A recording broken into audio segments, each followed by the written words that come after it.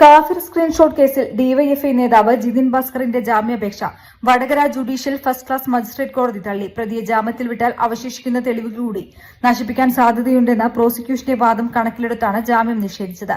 കേസിൽ നിർണായക തെളിവുകൾ കണ്ടെത്താൻ ജിതിന്റെ ഫോൺ സ്റ്റേറ്റ് FSLലേക്ക് അയക്കാനുള്ള നടപടി SIT ആരംഭിച്ചു. കേസിൽ ജിതിൻ ഭാസ്കറിനെ 14 ദിവസത്തേക്ക് റിമാൻഡ് ചെയ്തിരിക്കുകയാണ്. സ്ക്രീൻഷോട്ട് നിർമ്മിച്ചത് ജിതിൻ ഭാസ്കർ തന്നെയാണെന്ന് SIT കണ്ടെത്തി. ശേഷം സ്ക്രീൻഷോട്ട് ബ്രോഡ്കാസ്റ്റ് ലിസ്റ്റ് ഉണ്ടാക്കി പ്രചരിപ്പിച്ചു എന്നുമാണ് SIT നിഗമനം.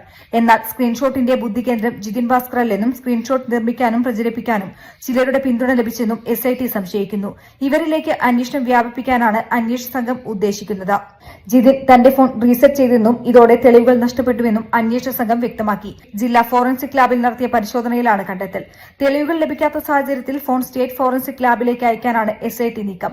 നിലവിൽ ഫോൺ കോടതിയിലാണുള്ളത്. ഫോൺ തുടർ പരിശോധനയ്ക്ക് അയക്കാൻ അന്വേഷണ സംഘം കോടതിയിൽ അപേക്ഷ നൽകും. News desk media vision. എന്റെ ഫസ്റ്റ് ഡെലിവറി ഇവിടെ തന്നെയായിരുന്നു, നിസാർ ഹോസ്പിറ്റലിൽ തന്നെയായിരുന്നു. അതൊരു 6 വർഷം മുന്നേ. അപ്പം അത് സാധാരണ ഒരു നോർമൽ ഡെലിവറി ആയിരുന്നു. പക്ഷെ അതിന് ഞാൻ സാധാരണ പെയിൻ അത്ര സഹിക്കണ ആളല്ല. അപ്പോൾ അത് കാരണം ഭയങ്കര ബുദ്ധിമുട്ടായിരുന്നു എനിക്ക് ഫസ്റ്റ് ഡെലിവറി.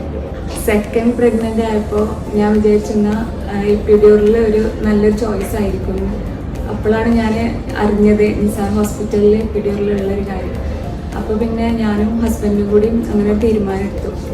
ഞാൻ എടുത്ത തീരുമാനം വളരെ കറക്റ്റായിരുന്നു എന്ന് എനിക്ക് പിന്നെ എൻ്റെ ഡെലിവറി കഴിഞ്ഞപ്പോൾ തോന്നി. കാരണം ഞാൻ ഒന്നും അറിഞ്ഞില്ല. ആദ്യത്തെ എൻ്റെ ഡെലിവറി ഞാൻ ഒരുപാട് പെയിന് സഹിച്ചിരുന്നു. പക്ഷെ ഇപ്പോഴത്തെ എൻ്റെ ഡെലിവറി ഞാൻ ഒന്നും അറിഞ്ഞിട്ടുണ്ടായിരുന്നില്ല.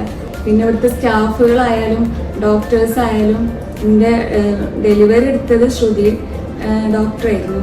ശ്രുതി ഡോക്ടർ ഒരുപാട് നന്നായിട്ട് കോപ്പറേറ്റ് ചെയ്തിരുന്നു എന്നോട്. എന്നെ പോലെ തീരെ പെയിന് സഹിക്കാൻ പറ്റാത്ത ആൾക്കാരാണെന്നുണ്ടെങ്കിൽ എപ്പിഡ്യൂറലാണ് അവർക്ക് ഏറ്റവും നല്ല ചോയ്സ്.